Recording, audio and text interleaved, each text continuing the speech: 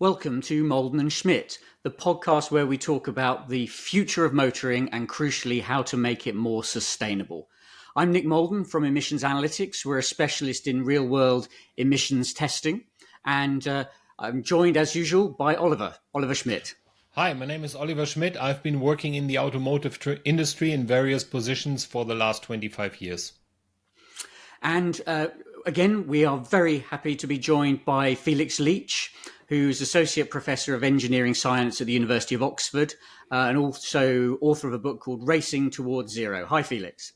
Hello. So in this second series, we've so far been exploring the concept that Felix and I developed over the last couple of years, which is a way of radically simplifying how we think about vehicles and their environmental impact, how we rate them, and crucially, how we tax them as well. And it's that taxation that we want to start getting at today.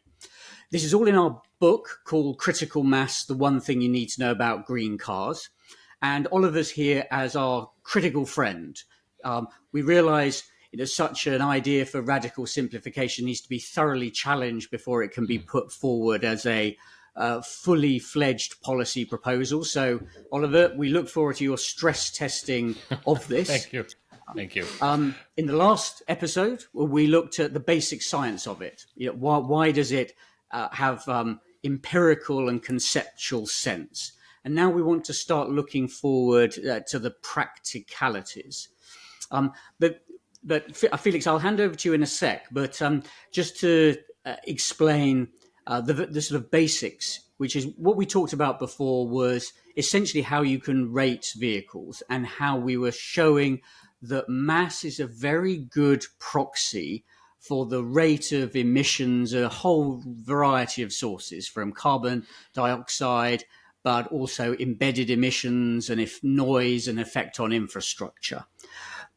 And that's great if you're a consumer going to buy a car. You can use mass as a very simple way of comparing, and it's really quite accurate. But there's one thing that we need extra if we want to make it the basis of a taxation system, because actually the rate of emissions is not the key thing. It's the total impact on the environment. So you may have a vehicle which is very high emitting, but you don't use it very much. And actually the impact on the environment is relatively small. So what we investigated in the book was actually what you need to do to mass to make it something which estimates the total environmental impact on which a tax is based. And what we concluded was that it was the miles, the distance driven. And if you multiply the weight of the vehicle by those miles, then you get to a good proxy of the environmental impact. So maybe tell us a bit more about how that works from a scientific point of view and why it sort of conceptually makes sense. And once we've done that, then we can move on to talk about, what it means for you as a car buyer and a taxpayer. Yeah, thanks, Nick. It's a great introduction to it. I think, last time when we spoke, we thought about how mass or weight really does encompass almost all of the different aspects of the environmental impact of a vehicle today, whether it's CO2 emissions or manufacturing emissions or noise or safety and all these other things we've talked about. But like you say, we actually now need to be able to do something with it. And of course, how much you use a vehicle really does impact your emissions, right? If your vehicle simply just stays parked in a garage all the time, it's having very little impact on the environment, with the exception of its manufacturing emissions, which are a sort of sunk cost by that point. So actually, how much you use the vehicle, i.e. the distance you drive it, also matters a lot. And that's obvious to anyone who thinks about it, right? And so therefore, we've got these two aspects, right? We've got the mass or the weight and the distance you drive. And so we're considering various ways to combine them. Actually, they're related, right? That if you drive a heavier car a lot, your emissions are going to be proportionally much larger than if you either you drive a heavy car not very much or you drive a light car a lot. So it made sense then to take the mathematical product, or a simple multiple, we might say in sort of more common language, of these two things. So mass times distance, or weight times distance, to encompass the total environmental impact of your use of the vehicle itself. And of course, those of you who remember back to your kind of high school physics classes will remember that weight times distance, weight is a force. So force times distance is work done. So actually, we're effectively, in some senses, taxing on energy usage, which of course has attractions because at the end of the day, a lot of our taxes are based on energy, whether, for example, electricity taxes and so on. So that's the sort of underlying principle: is we have this discovery, if you like, that mass is the important parameter, but how you or I use our vehicles also really matters, and so we multiply them together. Can I ask you the question? What's the big difference to today? So today I have a very little tax. At least here in Germany, I pay whatever 200 euros for my car, and then I'm taxed at the gas pump. So every time I fill up, every liter I fill up, I pay 80 cents if I fill it up with gasoline. I pay 60 something cents if I fill it up with diesel. So then I also have to pay by the usage. So what's the idea behind it, going from your fuel consumption, which is also kind of affected by the weight a bit, at least, to really just the weight? So I think here, Oliver, it's a great question. There's now a more direct link to the weight, firstly. And secondly, this now applies regardless of vehicle type. So Nick and I are looking ahead to a world where we have lots of different types of powertrains on the road. So today, there are lots of different powertrains in the market, but actually the roads are still dominated by gasoline and diesel vehicles. But in 5 years' time, that will be less true. And in 10 years' time, it'll probably not be at all true. And so this really is a way of future-proofing. And this system will work when there are zero gasoline and diesel vehicles on the road. Potentially that will happen at some point in the future. And so it's a way of future-proofing this, and also of beginning to account for different vehicle types as we transition from a world of all internal combustion engines. Now we've got hybrids and battery electric vehicles, and this system works for all of those different vehicle types. Yeah, and it, at least here for us, it would take away this ugly discussion. So the diesel is subsidized here in Germany. The tax on diesel is lower, but the base tax is a bit higher. So everybody has to get his pocket calculator out and see, okay, I pay 400 euros of tax in a diesel, but I save a bit of diesel and it's less taxed, and the gasoline is that much. So it's kind of I wouldn't say a big equation to solve, but people really have to think what they buy. So it would take all this away. That would be the nice kind of simplicity here. Yeah. And as we saw last time when we discussed it, simplicity has a real value. And it's worth trading a little bit in terms of the purism and accuracy of it for something that people can hold in their head. Not just because it makes it easier for people, but it means then people understand the incentives, and people can be really cognizant of it. Actually, they can have less of an environmental impact if they choose a lighter vehicle or drive fewer miles. And that's why we're really strongly held to the simplicity of it. Having said that, it's important for full disclosure that there is in this simple proposition, there is one crucial wrinkle around fossil fuels. And Felix, maybe now, which is something which is a temporary thing in the transition and won't apply when we're fully transitioned to electric vehicles. But Felix, we should explain that now. Yeah, thanks, Nick. So it's one of these things that the final answer is, in a sense, quite straightforward, but the transition to get there is perhaps a little complicated, the journey you take there. So what our proposal is that taxation on fossil fuels would be retained, because we know that even on a life cycle basis, internal combustion engine vehicles have higher life cycle emissions than battery electric vehicles when they use fossil fuels. And that's true pretty much everywhere. The relative rates, of course, differ and so on. But if we retain tax on fossil fuels, but crucially, if there are sustainable liquid fuels, such as maybe biofuels or e-fuels, those would not attract the tax because, of course, their carbon intensity is so much lower and ideally close to zero. Then that sort of eases out this transition.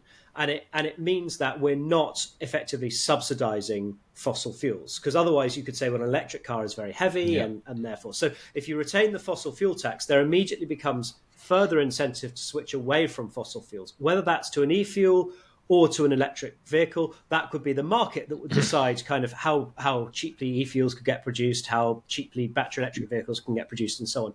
but it does still retain the serious incentive to push away from fossil fuels. Yeah.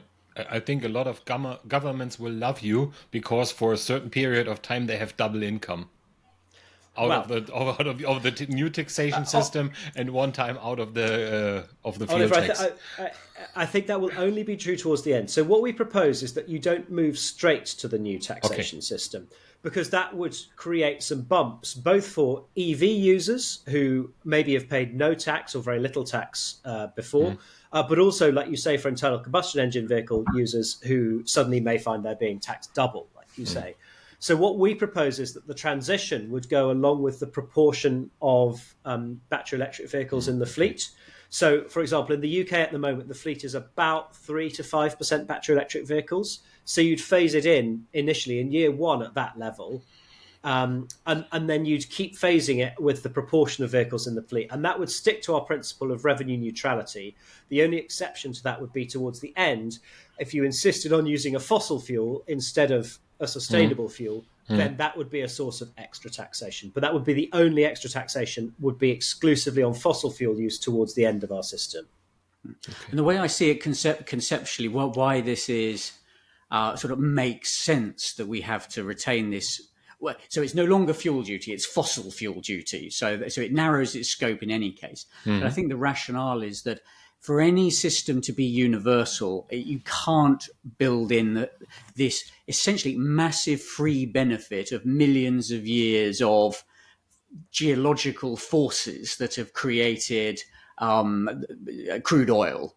That is something that just cannot be reconciled, and so effectively has to have some sort of explicit extra punishment, if you like, through taxation to reflect its environmental damage when it is burnt, because there's not the negative of the carbon it's sequestered is so long ago that it isn't relevant. So that's how I see it. But it is the temporary thing which makes the difference between something that could apply within just internal combustion engines or just within electric vehicles, and actually making it a universal system which works whatever the vehicle type.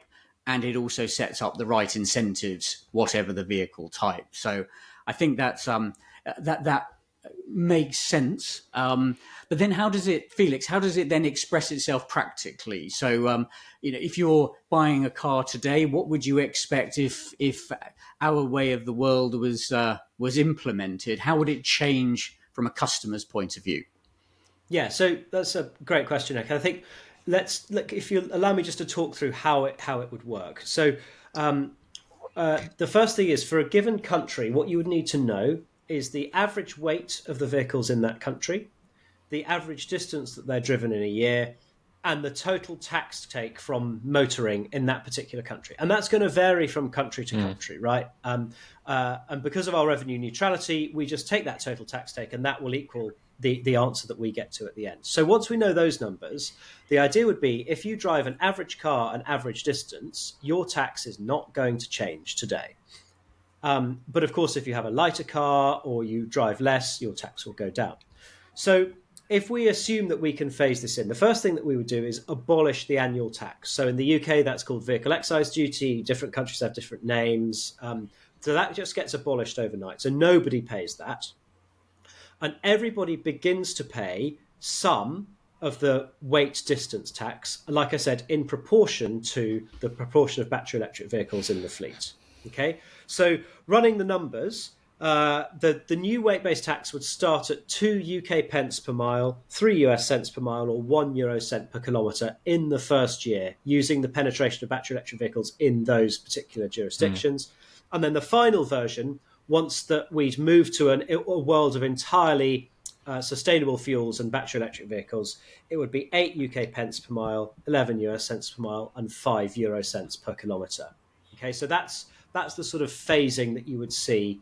So year one, you don't pay your annual fee anymore, and you pay 2 pence per mile, and then that roughly quadruples as the proportion of battery electric vehicles increases. But crucially, you're no longer paying fuel duty because you're no longer using a fossil fuel, we hope. The one question I have there is, so the only way to really measure how how far somebody drove is what you call the MOT in the UK, Yeah. or what we call our TÜV, or Technischer Überwachungsverein. And I don't know about the UK system. So here, the first time you have to go there with a new vehicle is after 3 years. So how would the payment then work in those 3 years? Is it like leasing a car where I have to predict roughly I travel 15,000 Ks, 20,000 Ks, 25,000 Ks, and then I make a down payment on it and get an adjustment after the government measured it? I think that's right. So I think the car leasing model is a really good analogy, Oliver. I think you'd have to estimate, and then there would be a balancing payment one way or the other at the end. It's not dissimilar to gas and electricity use if you don't have a smart meter, a connected meter, Yeah. where again usage is estimated, and then every 6 months or every year someone comes around and reads your meter, and then there's a kind of adjustment. So it would have to work in the same way here. But of course, because you would know that at the 3 or 4 year point, and then every year subsequently, there would be an inspection where that mileage would be read, or when you sold the vehicle, right? Because the mileage would no one would want to buy a vehicle that had sort of credit or debit on it. Then there wouldn't really be. You could try and trick the system for a year or two, but then it would really catch up with you at year 3, right? Yeah.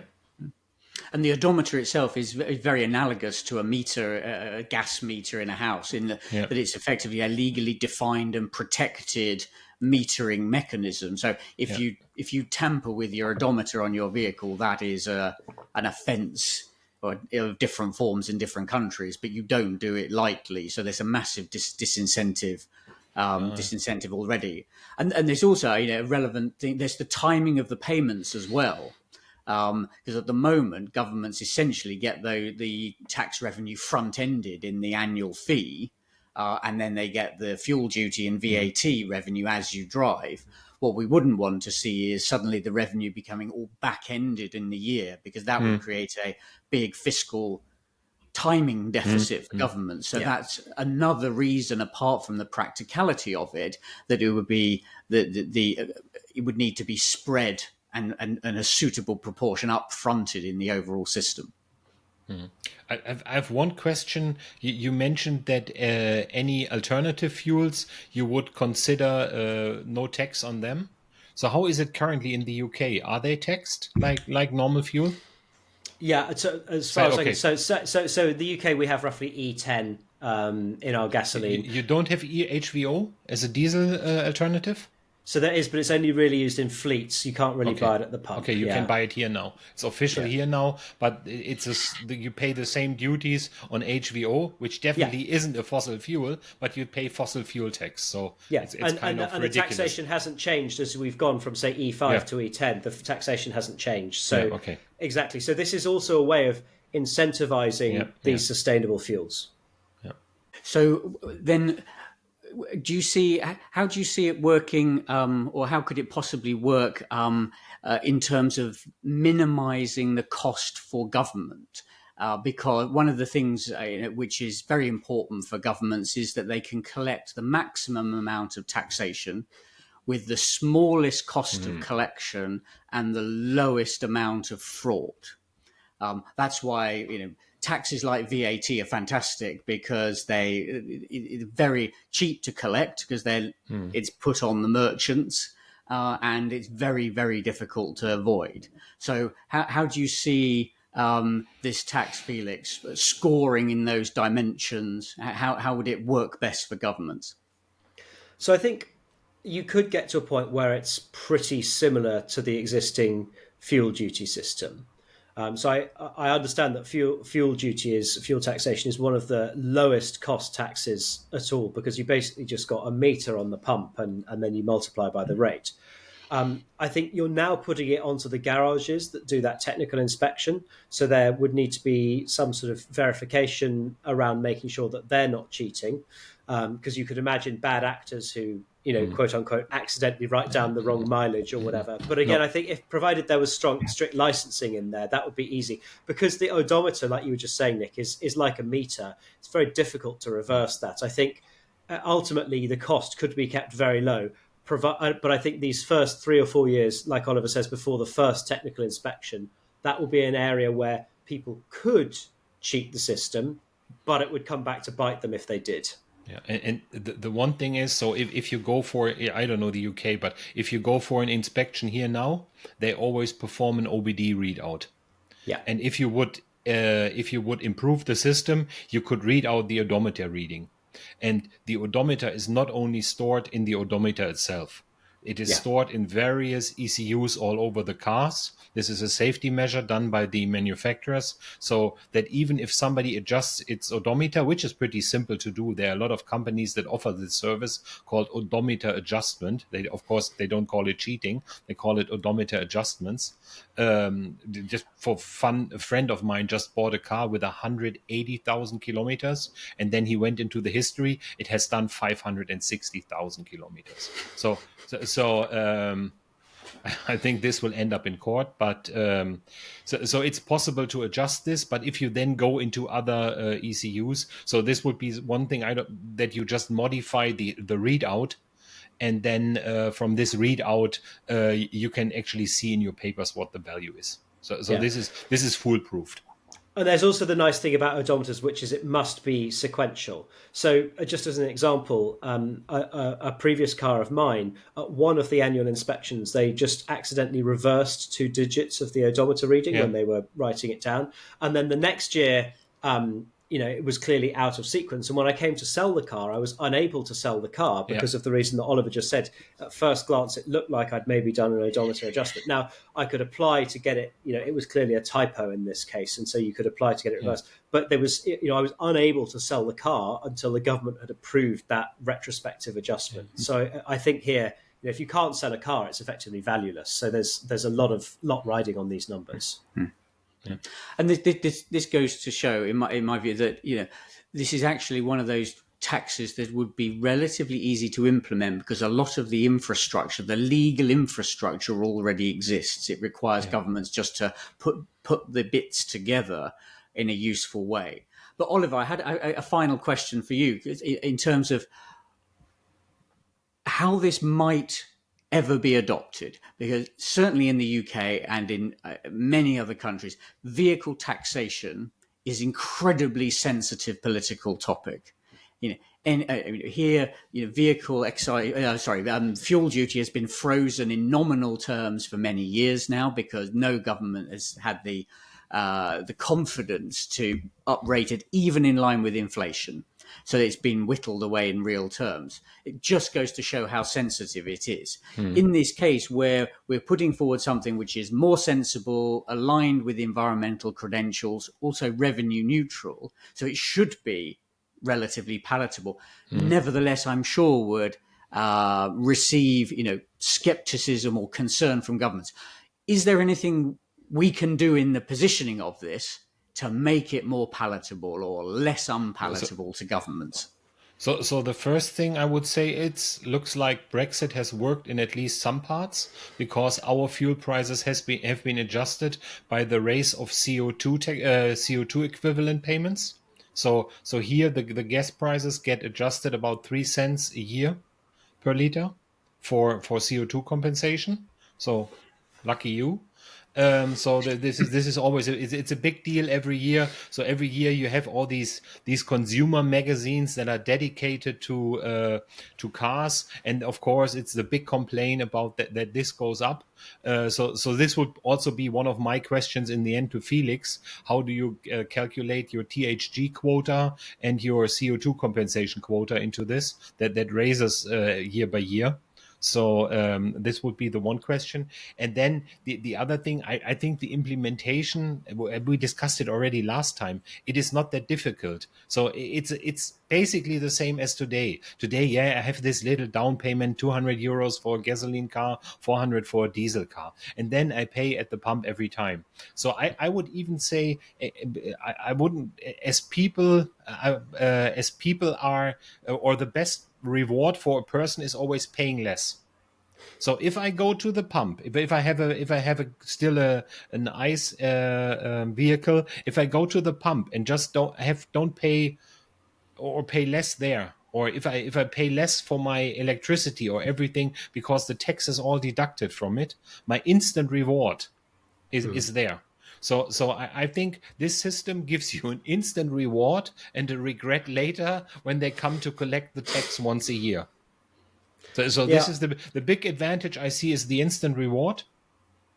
And the big problem I see is then when the final bill comes around. If you're not driving a supercar that only does 500 miles, or vintage car with 500 miles or kilometers a year.